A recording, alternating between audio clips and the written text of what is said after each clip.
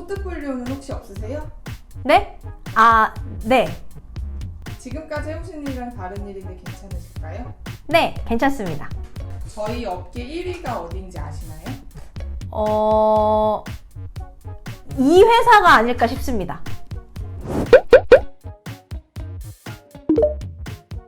지난 주말에 시작한 수지 남주혁준의 드라마 스타트업 혹시 보셨나요? 수지랑 남주혁도 선택한 그 스타트업 한번 들어가 보고 싶지 않으세요? 예전 영상에서는 수많은 스타트업 중에 괜찮은 스타트업만 딱딱 골라가는 법을 알려드렸다면 이젠 면접을 봐서 그 스타트업에 딱 붙을 시간입니다. 전 지금까지 총 3개의 스타트업에서 일을 해봤는데요. 좀 특이하다면 특이하다고 할 수 있는 게 그 중에 2개의 스타트업에서 다닐 때 제가 면접관으로 면접에 들어갔던 적이 상당히 많았어요. 그러니까 뭐 제가 막 경력이 엄청 많거나 뭐 직급이 높거나 뭐 그 회사에서 오래 일했던 게 아닌데도 말이죠. 근데 그러다 보니까 어떤 사람이 면접에 붙고 또 어떤 사람이 면접에 떨어지는지를 너무 잘 알겠는 거예요. 만약에 처음 취업을 준비하시는 분들이거나 아니면 아직 경력은 좀 없는데 스타트업으로 이직하고 싶은 분들이라면 이번 영상에서 말씀드리는 요 3가지를 꼭 기억해서 면접을 보러 가시길 바래요. 첫째, 자기소개서보다는 뭐가 됐든 포트폴리오가 있으면 좋다. 근데 면접에 많이 들어가다 보니까는 뭐 신입부터 뭐 경력이 10년 넘는 분들까지 뭐 직군도 막 마케터, 개발자, 디자이너 등등등 진짜 다양한 분들의 이력서를 볼 수가 있었어요. 근데 대부분은 그냥 이력서만 제출을 하긴 하시는데 종종 포트폴리오를 같이 제출하는 분들도 계시거든요. 근데 이제 우리가 생각했을 때 포트폴리오라고 하면은 디자이너 직군한테만 해당되는 것 같잖아요. 근데 아니에요. 뭔가 뭐 마케터든 개발자든 뭐 심지어 HR 담당자도 얼마든지 포트폴리오 만들면 만들 수가 있거든요. 특히나 이력서 같은 경우에 이제 글로 돼 있으니까 이미지 위주로 된 포트폴리오를 만들면 훨씬 좋은 거죠. 그뿐만 아니라 이제 포트폴리오 같은 경우에는 이력서에 쓴 것 중에 내가 좀 진짜 어필하고 싶은 이런 장점을 좀 간추려가지고 거기에 빵빵 이렇게 어필하기도 아주 좋거든요. 그러니까 이제 뭐가 됐든 일단 한번 포트폴리오를 만들어 보시는 걸 추천을 드려요.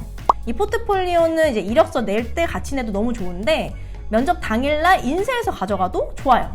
물론 당연히 2개 다 하는 게 제일 좋고요. 둘째, 경험이나 지식은 부족하지만 뭐든 스스로 배워서 할 수 있다는 걸 어필해라. 물론 당연히 그 직군과 관련된 경험이나 지식은 필요해요. 근데 지금 당장은 좀 내가 경험이나 지식이 부족하긴 하지만 그래도 난 뭐가 됐든 스스로 배워서 잘 해낸 사람이다 라는 걸 어필하시면 면접에 붙는 거는 당연히 되고 그 이후에 실제로 입사를 해서도 아마 일을 잘 하실 수 있을 거예요. 스타트업은 특히나 더 그렇긴 하지만 좀 이제 신입이거나 경험이 없을 경우에는 회사에 들어가서 처음 하는 일을 할 때가 되게 많잖아요. 근데 그럴 때 뭐 윗사람이 알려주는 대로 그냥 잘 하기만 해도 너무 훌륭하고 좋은 직원이죠. 근데 이제 스타트업 같은 경우엔 그런 윗사람이 없을 때도 많고 사실 심지어는 경력직인 사람들도 처음 해보는 일을 할 때가 되게 많아요. 그분들도 이제 옛날에 큰 회사 다닐 때는 거기에선 이미 다 그 일을 한 사람들이 있으니까 내가 그 일을 할 필요가 없었는데 이 작은 회사에서는 그 일을 할 사람이 없으니까 나라도 나서서 일단 해야 되는 경우가 있는 거죠. 그리고 또 이제 스타트업이라는 비즈니스 자체가 세상에 없던 비즈니스를 만드는 거니까 그냥 이 회사에서는 모든 사람들이 생전 처음 겪는 일을 겪을 때도 있어요. 그렇기 때문에 스타트업은 새로운 걸 스스로 빠르게 학습해서 해낼 줄 아는 사람이 꼭 필요해요. 셋째, 내가 왜 이 회사, 왜 이 업계와 찰떡인지를 어필해라. 뭐 어떤 회사에 면접을 보러 가든 마찬가지겠지만 면접 보러 가기 전에 그 회사에 대한 모든 정보를 아주 속속들이 찾아서 가야 해요. 그 회사 홈페이지 당연히 다 살펴봐야 되고 그 회사에서 만든 제품이나 서비스 있으면 써봐야 되고 그 회사가 속한 업계가 어떤 업계인지 그 업계 1위는 누군지 이 회사의 경쟁사는 어딘지를 다 알아본 다음에 내가 왜 하고 많은 회사들 중에 하필이면 이 회사에서 일을 하고 싶은 건지 내가 왜 하고 많은 업계 중에서 이 업계에서 일을 하고 싶은 건지를 열심히 고민한 다음에 그 면접 자리에 가서 아주 진정성 있게 이야기를 해야 하는 거죠. 그리고 또 앞선 영상에 설명드렸던 것처럼 내가 지원한 포지션이 이 회사에서 왜 필요한 건지를 물어본 다음에 나의 어떤 경험이나 지식을 토대로 나의 어떤 자질을 토대로 내가 그 일을 잘 해낼 수 있는지를 강력하게 어필해서 네가 찾던 사람 바로 나야.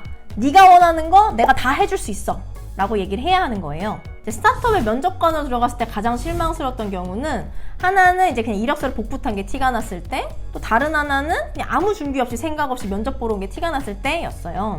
그분들 심정이 이해가 되긴 합니다. 여기 뭐 대기업도 공기업도 아니고 그냥 작은 스타트업이니까 면접 경험이나 쌓아볼까? 하고 왔을 수도 있죠. 근데 여러분 앞에 있는 그 면접관들 다 그 회사에서 아주 치열하게 일하고 있는 분들이고 또 그분들 바쁜 시간 쪼개서 이력서 보고 또 근무 시간 빼서 지금 거기 앉아 있는 거란 말이에요. 그러니까 조금은 더 고민을 하고 준비를 하고 가는 게 예의다 라는 거죠. 참! 그리고 혹시라도 떨어져도 너무 실망하지는 마세요. 뭐 여러분이 진짜 별로라 떨어진 걸 수도 있겠지만 여러분은 진짜 괜찮은데 뭔가 묘하게 여러분이 회사랑 안 맞아서 떨어진 걸 수도 있거든요. 예를 들면 진짜 우리 회사 사람들은 다들 막 약간 샤이하고 내성적이고 이래서 막 사무실 분위기도 거의 막 독서실 분위기인데 엄청 활기차고 막 에너지 넘치는 분이 오셨어. 그럼 이분은 좀 우리 회사 분위기에 적응을 못 하실 수도 있겠다 라는 생각이 들어서 떨어뜨릴 수도 있다는 거죠. 그리고 대기업이나 공기업 못지않은 스타트업 정말 많습니다. 그러니까 앞선 영상에 설명드린 거 참고해서 괜찮은 스타트업 딱딱 고르신 다음에 면접 잘 보셔가지고 아프지 않고 즐겁게 회사 생활 하시길 바래요.